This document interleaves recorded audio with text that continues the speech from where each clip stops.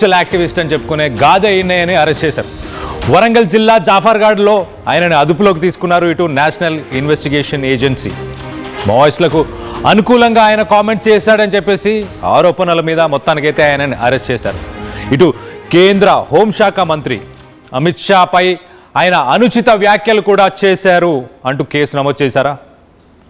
ఇటు వికల్ప్ ఎన్కౌంటర్ పైన ఇన్నయ్య కామెంట్స్ని వాటన్నిటినీ ఎవిడెన్సెస్గా తీసుకున్నారు.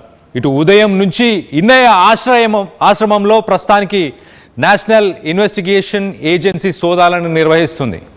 ఇటు గాదె ఇన్నయ్య ఒక ఎన్జిఓని రన్ చేస్తున్నాడు. అక్కడ చాలామంది పేద విద్యార్థులు, ఆర్ఫన్స్ వీళ్ళందరూ కూడా ఉంటారు. మొత్తానికైతే ఎన్ఐఏ అధికారులు అరెస్ట్ చేసే సమయంలో ఆ విద్యార్థులందరూ కూడా అడ్డుపడ్డారన్నట్టు కూడా తెలుస్తుంది.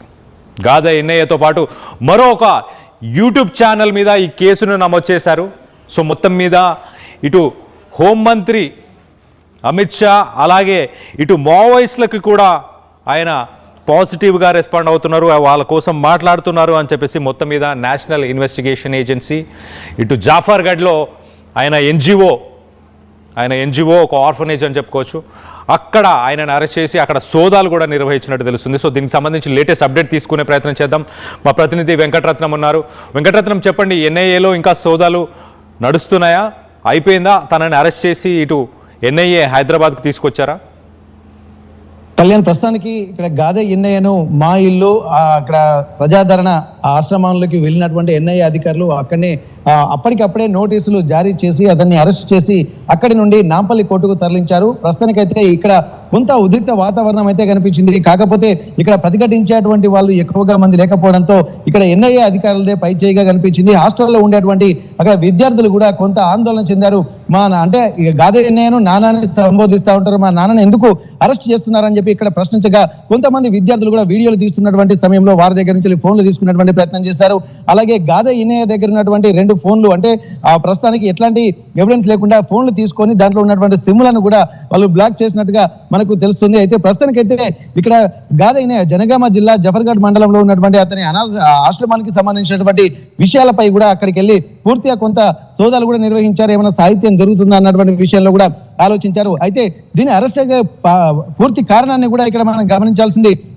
ఒక ప్రైవేట్ యూట్యూబ్ ఛానల్కి గాదె ఎన్ఐఏ ఇచ్చినటువంటి ఇంటర్వ్యూ ఒక కారణము, అలాగే మొన్న ఇక్కడ కేంద్ర కమిటీ సభ్యుడు అలాగే హిడ్మా ఎన్కౌంటర్ తర్వాత వెళ్ళి వాళ్ళ కుటుంబ సభ్యుడిని అంటే పరామర్శించడం ఒకటి, అలాగే ఇక్కడ సిపిఐ మావోయిస్టు దివంగత నేత ఎవరైతే ఉన్నారో తను ఖాతా రామచంద్రారెడ్డి అంటే చనిపోయిన తర్వాత సంస్మరణ సభలో అక్కడి ప్రజలను ఉద్దేశించి అక్కడి వారి సానుభూతి పరులను ఉద్దేశించి కూడా అనేక విషయాలపై స్పందించి వారిని కొంత అంటే ప్రభావితం చేసేటువంటి అవకాశాలు కనిపించాయని, ఉద్రిక్తతలు రెచ్చగొట్టే విధంగా తన ఉపన్యాసాలు ఉన్నాయని చెప్పి ఇక్కడ ఎన్ఐఏ అధికారులు కూడా చూశారు. పూర్తిగా వారు దీని మీద ఒక దర్యాప్తు చేశారు. అంటే దీని ప్రభావం ఎట్లా ఉండబోతుంది, నిషేధిత మావోయిస్టు పార్టీ అయినటువంటి సిపిఐ మావోయిస్టు పార్టీకి సంబంధించి కూడా అనేకమైనటువంటి సంచలనాత్మక విషయాలు కూడా వెల్లడించి అక్కడ ఉన్నటువంటి ప్రజల్ని మరింత రెచ్చగొట్టి ఉద్వేగపూరితమైనటువంటి ఉపన్యాసాలు ఇచ్చారన్నటువంటి కారణంతో ఎన్ఐఏ అధికారులు మాత్రం ఈ రోజే ఇక్కడ గాదె ఎన్ఐఏ ఆశ్రమానికి వెళ్ళారు. అక్కడ ఎలాంటి ముందస్తు సమాచారం లేకుండా వెళ్ళి అక్కడ ఉన్నటువంటి కుటుంబ సభ్యులకి అలాగే తన భార్యకి నోటీసులు ఇచ్చారు. గాదె ఎన్ఐఏ కూడా నోటీసులు ఇచ్చి అక్కడి నుండి ఎలాంటి మాట మంతి లేకుండా అతన్ని అరెస్ట్ చేసేటువంటి ప్రయత్నం చేస్తే ముందు కొంత ప్రతిఘటించినప్పటికీ కూడా తర్వాత ఎన్ఐఏ అధికారులు క్లియర్ గా చెప్పి ఉద్వేగపూరిత ప్రసంగాలకు చేసినందుకు గాను నోటీసులు ఇస్తున్నామని చెప్పి అప్పటికప్పుడు నోటీసులు ఇచ్చి అతన్ని అరెస్ట్ చేసి నాంపల్లి కోర్టుకు తరలించినటువంటి పరిస్థితి. ప్రస్తుతానికైతే ఇక్కడ ఉన్నటువంటి విద్యార్థులు కొంత ఆందోళన ఆవేదన చెందుతున్నటువంటి పరిస్థితి. ఇంకా మావోయిస్టుకు సంబంధించినటువంటి ఎవరు చనిపోయినా కానీ ఎవరు ఎన్కౌంటర్ అయినప్పటికీ కూడా వారి దగ్గరికి వెళ్ళి వారికి సానుభూతిగా మాట్లాడేటువంటి నైజం ఉన్నటువంటి గాదె ఎన్ఐఏ ప్రతిసారి కూడా తను కూడా మాజీ మావోయిస్టు నేత కావడము, అయితే తన యొక్క సిద్ధాంతము భావజాలం అంతా కొంత మావోయిస్టు సానుభూతి పరుగా ఉండడంతో పాటు అతని మీద కూడా తనకు గతంలో కూడా కొంత ప్రతిఘటనలు ఎదురైనప్పటికీ కూడా అవి లీడ్ చేసుకుంటూ వచ్చాడు. కానీ ఇప్పుడు మాత్రం ఎన్ఐఏ అధికారుల నుంచి మాత్రం తప్పించుకోలేకపోయాడు.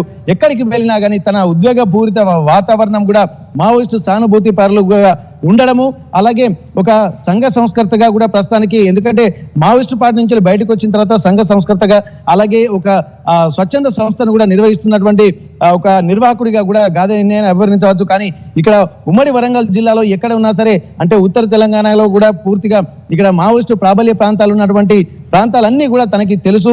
అలాగే స్థాయి అంటే క్షేత్రస్థాయి లీడర్ల నుండి అక్కడ ఉన్నతమైనటువంటి స్థాయి లీడర్ల వరకు కూడా వారందరికీ కూడా సుపరిచితులుగా ఉన్నటువంటి నేపథ్యంలో ప్రతి సంఘటన మావోయిస్టు పార్టీకి సంబంధించినటువంటి ఎన్కౌంటర్లు జరిగిన ఏ సమస్యలు వచ్చినా కానీ తన ప్రజా గొంతుగా వినిపించే విధంగా ఇక్కడ గాదే ఎన్నయ్య మాట్లాడుతూ ఉంటాడు. అదే సందర్భంలో కూడా కాతా రామచంద్రారెడ్డి ఆ సంస్మరణ సభలో మాట్లాడినటువంటి విధానాన్ని మాత్రం ప్రయారిటీగా తీసుకున్నారు. అలాగే ఒక ప్రైవేట్ యూట్యూబ్ ఛానల్లో ఇచ్చినటువంటి ఇంటర్వ్యూ కూడా చాలా ఉద్వేగపూరితమైనటువంటి వాతావరణాన్ని అలాగే నిషేధిత మావోయిస్టు పార్టీకి సంబంధించినటువంటి అంశాలను కూడా దీంట్లో రెచ్చగొట్టే చర్యలు వ్యాఖ్యానాలు ఉన్నాయన్నటువంటి విషయాన్ని కూడా కీన్గా అబ్జర్వ్ చేసినటువంటి ఎన్ఐఏ దాన్ని మొత్తం రికార్డు చేసింది. ఎందుకంటే ఒకవేళ గాదే ఎన్నయ్య ప్రశ్నించినప్పటికీ కూడా తనని ఎందుకు అరెస్ట్ చేశారో చెప్పడానికి కూడా నిషేధితమైనటువంటి మావోయిస్టు పార్టీకి సంబంధించినటువంటి ఏ అంశాలపైన వీళ్ళు ఎన్ఐఏ అధికారులు దృష్టి సారించారో వాటన్నిటికి సంబంధించి కూడా పూర్తి డీటెయిల్స్ కూడా ఇక్కడ చెప్పేటువంటి అవకాశం ఉంది. కాబట్టి ముందస్తుగా అన్ని ప్రీ ప్లాన్డ్ గానే వచ్చి ఇక్కడ గాదే ఎన్నయ్యను అరెస్ట్ చేసి ప్రస్తుతానికి నాంపల్లి కోర్టుకు తీసుకెళ్లినటువంటి పరిస్థితి. కళ్యాణ్, అయితే వెంకటరత్నం ఈయన మీద ఇటు గాదే ఎన్నయ్య మీద సానుభూతి పరుడు అని చెప్పేసి ఇటు హోంమంత్రి ఇటు అమిత్ షా మీద కూడా స్టేట్మెంట్స్ చేశారు. అలాగే ఆపరేషన్ కగార్ని కూడా ఉద్దేశించి ఆయన మాట్లాడారా? మొత్తం మీద వీటన్నిటి మీద మాట్లాడినందుకు ఆయన పైన ఎలాంటి కేసులు పెట్టే అవకాశం ఉంది? అండ్ ఆయనని ఏమైనా జైలు రిమాండ్కి ఏమైనా తీసుకునే అవకాశం ఉందా? ఓన్లీ ఇన్వెస్టిగేషన్కి ప్రస్తుతానికి ఆయన తీసుకెళ్లారా? ప్రస్తుతానికి ఇక్కడ గాదే ఎన్నయ్య గత కొన్ని నెలలుగా జరుగుతున్నటువంటి విషయాలను కనుక మనం ఒక్కసారి పరిశీలిస్తే ఆపరేషన్ కగర్ లో భాగంగా ఉమ్మడి వరంగల్ జిల్లా అంటే ఇక్కడ ఏటూరు నాగరం, మంగపేట ఈ అటవీ ప్రాంతానికి సంబంధించి ములుగు వెంకటాపురం ప్రాంతానికి సంబంధించి కర్రెగుట్టలు మొదలవుతాయి. ఇక్కడ ఈ కర్రెగుట్టల నుండి ఇక్కడి నుండి ఛత్తీస్గఢ్ వరకు వ్యాపించి ఉన్నటువంటి 200-300 కిలోమీటర్ల రేడియస్ లో విస్తరించినటువంటి కర్రెగుట్టలకు సంబంధించి కగర్ ఆపరేషన్ కూడా కేంద్ర ప్రభుత్వం కూడా ప్రతిష్టాత్మకంగా తీసుకుంది. దీనికి సంబంధించి మార్చి 2026 మార్చి నెల ఆఖరికి వరకు మావోయిస్టులను పూర్తిగా నిర్మూలిస్తామన్నటువంటి కేంద్ర హోంశాఖ మంత్రి అమిత్ షా ఇచ్చినటువంటి పిలుపు మేరకు కూడా పోలీసులు ప్రతిష్టాత్మకంగా తీసుకున్నారు. వేల కొద్ది బలగాలు అంటే ఒక కర్రెగుట్ట కగర్ ఆపరేషన్ లో భాగంగా చివరిసారి ఉద్యమంలో భాగంగా ఒకేసారి 26,000 మంది పోలీసు బలగాలను మొత్తం కర్రెగుట్టలను చుట్టుముట్టి హెలికాప్టర్ల ద్వారా డ్రోన్ల ద్వారా పూర్తిగా ఒక అంటే దాడి జరిపినటువంటి పోలీసులు మావోయిస్టు ప్రాంతాలని మొత్తం జల్లెడబట్టారు. వారిని పూర్తిగా తమ ఆధీనంలోకి తీసుకున్నటువంటి పరిస్థితి. హిడ్మా తప్పించుకుంటూ దొరకడా అన్నటువంటి హిడ్మాను కూడా పట్టుకొని ఇక్కడ ఎన్కౌంటర్ కూడా జరిగినటువంటి సందర్భాలు కూడా మనం చూసాం. అయితే ఈ అన్ని సందర్భాల్లో ఎక్కడైతే ఎన్కౌంటర్ జరిగిన ప్రతిసారి కూడా ఇక కగర్ ఆపరేషన్ ను నిలిపివేయాలి, ఇది మొత్తం అటవీ హక్కుల చట్టాన్ని ఉల్లంఘించినటువంటి అవకాశం ఉంటుంది. కాబట్టి ప్రజా సమస్యల్ని సామరస్యకంగా తీర్చాల్సి ఉంటుంది. కాబట్టి ఇక్కడ పాలకులే ఒక యమపాశాలుగా మారుతున్నారని చెప్పి ఇటు కేంద్ర రాష్ట్ర ప్రభుత్వాలను కూడా తీవ్ర స్థాయిలో తనదైన ధోరణిలో విమర్శించినటువంటి గాదే ఎన్నయ్య ప్రస్తుతం అదే ధోరణిలో కూడా ఇప్పుడు ఎక్కడ మాట్లాడినా కానీ కర్రెగుట్టల్ని కగర్ ఆపరేషన్లు కూడా తీసుకురావడము. అయితే ఇక్కడ దాదాపు 6 నెలల పసిపిల్లల నుంచి 60 ఏళ్ల వృద్ధుల వరకు ఉన్నటువంటి మావోయిస్టు సానుభూతి పరులను కూడా చంపేస్తున్నారు అన్నటువంటి ఒక ఆక్రోశం మాత్రం ప్రతి సందర్భంలో వెళ్ళగెక్కారు. కానీ ఇప్పటికే ఇటువంటి చూసినట్టయితే ఇప్పటికి కూడా తన మీద కేసులు నమోదు కావాలి. కానీ వీటన్నిటిని కూడా సుమోటోగా తీసుకున్నారు.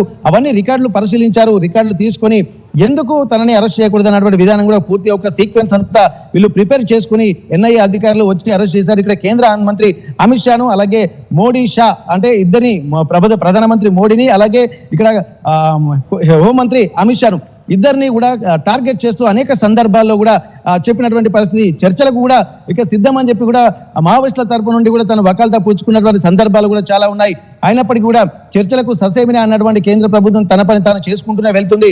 అయితే ఇక్కడ ఎంత చెప్పినా కానీ ఇక్కడ చర్చలకు అక్కడ ఎటువంటి మార్గం లేకపోవడంతో తనదైన శైలిలో ప్రతిసారి కూడా విరుచుకుపడినటువంటి పరిస్థితి. ఇక్కడ గాజర్ల గణేష్ అంతిమ యాత్రకు సంబంధించి కూడా తను విపరీతమైనటువంటి ఒక ధోరణిలో తనదైన శైలిలో అంటే వచ్చినటువంటి సానుభూతి పరులను ఉద్దేశించి మావోయిస్టు సానుభూతి పరులను ఉద్దేశించి కూడా అనేక వ్యాఖ్యానాలు చేసినటువంటి సందర్భంగా ఉంది. వాటన్నిటిని దృష్టిలో పెట్టుకుని ఇక్కడ ఎన్ఐఏ అధికారులు మాత్రం పూర్తి స్థాయి ఆ సీక్వెన్స్ అయితే ప్రిపేర్ చేసుకున్నారు.